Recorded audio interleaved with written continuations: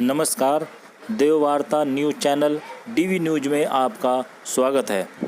आइए बात करते हैं सूफी इस्लामिक बोर्ड के राष्ट्रीय प्रवक्ता, राष्ट्रीय संगठन प्रभारी कौसर मजीदी साहब से। कौसर मजीदी साहब से जानते हैं कि सूफी इस्लामिक बोर्ड का हुब्बुल वतनी के प्रति नज़रिया क्या है, यानी राष्ट्रीयवाद के प्रति नज़रिया क्या है और सूफी इस्लामिक बोर्ड आगे किस तरीके से काम करेगा। नया कदम हमारा ये है कि हम आपके साथ हैं, आपकी आवाज़ उठा रहे हैं, आप हमारे साथ आइए। हम अकेले थे कल तक, आज देश के 27 राज्यों में सूफी इस्लामिक बोर्ड अपनी इस आवाज़ को उठा रहा है। आप सब हमारे साथ जुड़िए, बगैर किसी धर्म, जाति, पंथ, समुदाय, जाति, मजहब के विभेद को हटा करके इस मिशन को जुड़िए, क्योंकि ये लव जिहाद हो या धर्म परिवर्तन हो, ये एक सोची समझी प्लानिंग के साथ किया जा रहा है।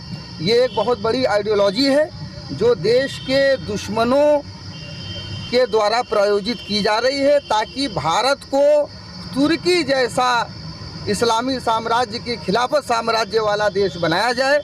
हम उसका हमेशा विरोध करते थे और हमेशा विरोध करते रहेंगे।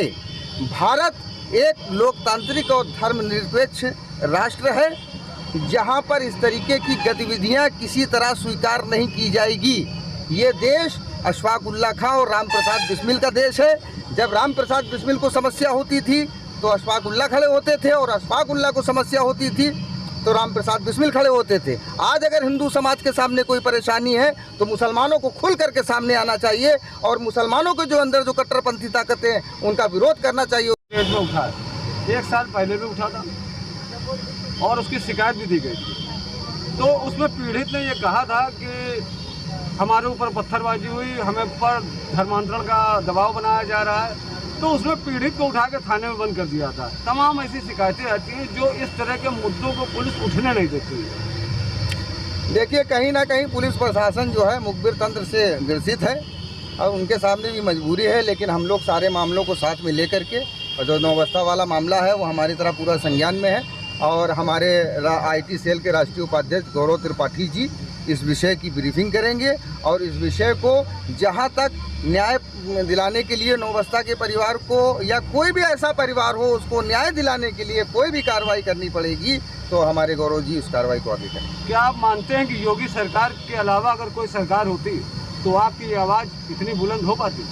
हम किसी सरकार पर कोई टिप्पणी नहीं करना चाहते।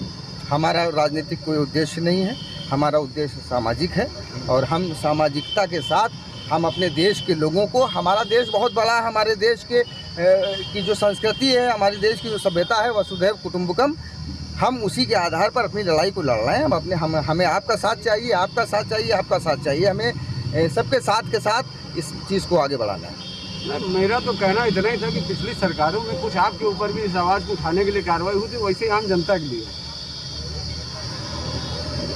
जनता भी वहीं और आप भी वहीं। आप तो अपनी लड़ाई जीत गए, लेकिन जनता अभी तो जनता की लड़ाई लड़ तो रहे हैं, जनता के लिए तो बीच में आए हैं। जनता क्या है, हमारे भाई हैं। We are not a political party कि जनता और पक्ष और विपक्ष की बात करें, सब हमारे हैं, हम सबके हैं। मतलब देशभक्त हैं आप?